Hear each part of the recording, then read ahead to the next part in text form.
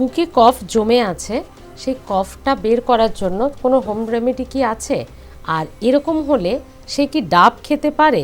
মানে জ্বর সর্দি কি ডাব বা বুকে কফ জমে যাওয়ায় ডাব কি ঠান্ডা লাগিয়ে দেয় আরো? না, এরকম একটা ধারণা আছে যে ডাব খুব ঠান্ডা, এরকমটা নয়।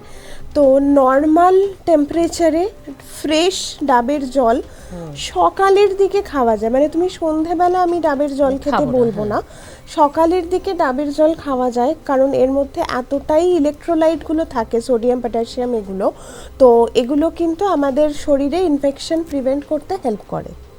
তো ডাবের জল খাওয়া ভালো। যাদের এরকম কফ জমে আছে তাদের ক্ষেত্রে অ্যাজ সাচ ঘরোয়া টোটকা হিসেবে মধু, তুলসী পাতা, আদা এগুলো ভালো কাজ করে। হ্যাঁ, এবং প্রাণায়াম এই ক্ষেত্রে খুব ভালো কাজ করতে পারে। আচ্ছা। ক্ষেত্রে